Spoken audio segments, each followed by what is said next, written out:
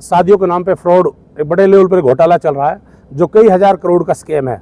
अपने आप में बड़ा, मैं कहता हूं कि बहुत बड़ा घोटाला है और इसका बहुत जल्द पर्दाफाश होगा। हिदायत कमांडो हमारे पीछे 1 साल से लगा पड़ा हुआ है। कोई अच्छा काम करते हैं उसकी टांग खिंचाई करते हैं। हिदायत कमांडो तो राजनीति मारा है और रोटी सेकने का काम कर रहा है। वह तो अपनी छवि बनाने का काम कर, लेकिन ऐसी छवि नहीं बनेगी। हिदायत कमांडो तो खुद गरीबों को मरवा रहा है, पब्लिक को भड़का रहा है। मैं आपको बता दूं, आपके चैनल के माध्यम से शादियों के नाम पे फ्रॉड एक बड़े लेवल पर घोटाला चल रहा है जो कई हजार करोड़ का स्कैम है। अपने आप में बड़ा, मैं कहता हूं कि बहुत बड़ा घोटाला है और इसका बहुत जल्द पर्दाफाश होगा। प्रशासन से मैं परसों एसपी साहब से भी मिला, क्योंकि परसों साहब डीसी साहब मौजूद नहीं थे, तो मुझे अभी डीसी साहब को ज्ञापन दिया मैंने, डीसी साहब के मार्फत सीएम साहब को भेजा है और अभी मैं डीसी साहब से मिल के आया हूँ। ये मामला ये जो राजस्थान से लेकर हरियाणा तक फैला हुआ है, हरियाणा में भी 5-6 गिरोह सक्रिय हैं। ये शादियों के नाम पे बड़े लेवल पे एक मामला चल रहा है। हमारे पास 4 कंप्लेनेंट पहुंचे थे, 2 सैकुल के खिलाफ जो राजस्थान के जो बड़े एजेंट थे, और 2 इसके मौलाना अरशद के खिलाफ 2 कंप्लेनेंट पहुंचे थे, कयूम नाम के और मुबारिक नाम के, और दोनों ही जिनका हमारा यह नूह जिला लगता है, तो वो हमारे कमांडो कार्यालय पहुंचे। तो उनसे पता चला कि उनके साथ भी इस तरह का फ्रॉड हुआ है। उनके पैसे जमा कर लिए, उनको सामान नहीं दिया गया, बेटी की शादी है। तो ठीक डीसी साहब से मिले हैं, डीसी साहब ने कहा कि बिल्कुल इस पे बड़े लेवल पर हमारी जांच है, इस पे हमारी नज़र बनी हुई है और ये हमारे नज़र में है और बिल्कुल इस पे बड़े लेवल पे कार्रवाई हम करेंगे, बहुत जल्द इस पे कार्रवाई करेंगे और जितने भी शिकायत करता है वो फौरन इनके खिलाफ एफआईआर दर्ज कराएं और जितना जल्दी हो सके दर्ज कराएं। और मैं लोगों से भी अपील करता हूं कि भाई शिकायतकर्ता हमसे कमांडो टीम से आके मिल सकते हैं।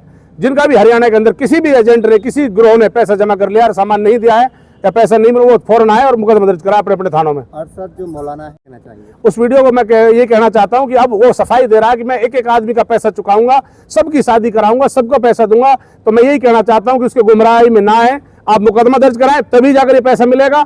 अदरवाइज ये लोग रास्ता कोई नया खोज लेंगे। आपको फौरन सभी जितने शिकायत करता है, जितने पीड़ित है, फौरन मुकदमा दर्ज कराएं, तब जाकर इनका पैसा भी मिलेगा, आगे इनकी शादी और सामान भी जो भी कुछ ऐसा कुछ होगा तो उसको मिल पाएगा। नहीं तो ये लोग कहीं भी फरार हो सकते हैं, भाग सकते हैं। वीडियो तो कहीं से भी कोई बना सकता है। इनको आमने सामने आके मिलना चाहिए और शिकायतकर्ताओं की शिकायत दूर करनी चाहिए। बिल्कुल रमजान की वजह से लोग शांत है, इसीलिए लोग सड़कों पर नहीं है, कहीं ना कहीं लोग परेशान है।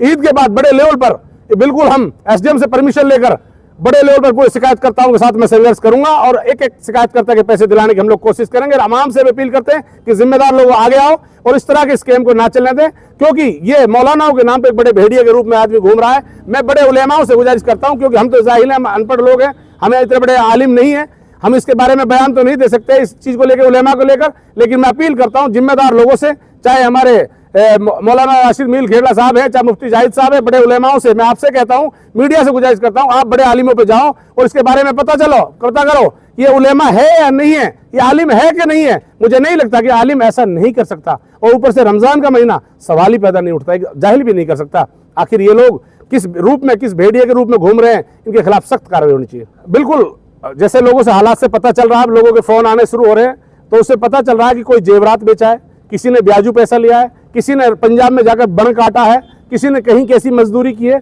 कहीं न कहीं इसमें परेशान गरीब लाचार मजदूर वो लोग हैं जिनके पास पहले से कोई बंदोबस्त नहीं था और वो लालच में आ गए। उनको ऐसा लगा कि मेरी बेटी भी किसी दूसरे के घर में जाके खुशहाल रहे, तो उनका दर्द से साफ झलकता है कि वो लोग बेघर हो गए हैं, उनका आज कोई संभालने वाला नहीं है। बिल्कुल रिश्ते खराब हुए हैं, डेट बढ़ रही है, डेट पे डेट पड़ रही है।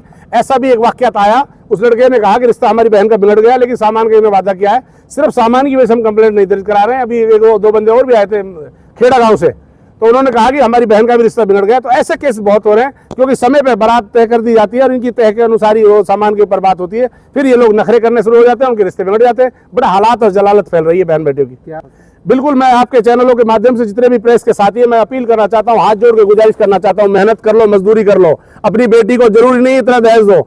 आपकी बेटी एक जोड़ी कपड़े पहन के चली जाए, लेकिन इज्जत से चली जाए, वो ज्यादा बेहतर है। आप इस कच्चे लालच में ना पड़े, ये बहुत बड़ा एक लालच का धोखा है और इसमें आप लोग बर्बाद हो जाओगे। इस लालच से आप बचे। कितने इलाके करीबन उनके जैसे फोन के द्वारा माध्यम से पता चला है कि एक नायब नाम के मौलाना का फोन मेरे पास आता है, बोला मैं नायब मौलाना बोल रहा हूँ, कमांडो साहब मेरे खिलाफ एप्लीकेशन नहीं दी, मैं तो सबके सामान दे रहा हूँ।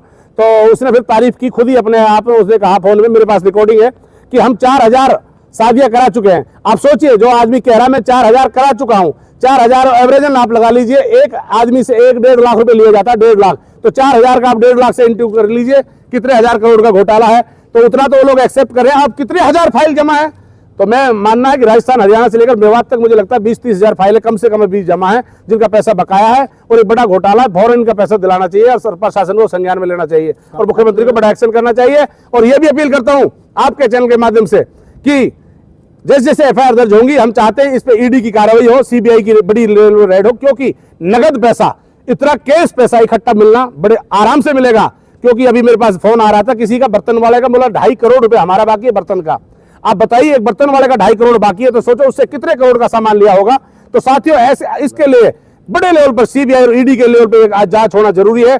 ये मेवात को बर्बाद कर देगा। आप सोचिए इतने हजार करोड़ों से मेवात में यूनिवर्सिटी बनाई जा सकती थी, सैकड़ों स्कूल बनाए जा सकते थे, मेवात को आगे तरक्की की तरफ ले जाया जा सकता है। इतने बड़े लेवल का घोटाला हुआ है, इस पर बड़े लेवल पर कार्रवाई हो। अंतिम क्षण तक हमारी लड़ाई जारी है जब तक इनके खिलाफ मुकदमा दर्ज सलाखों के पीछे ना पहुंचे या गरीबों को पैसा ना मिल जाए।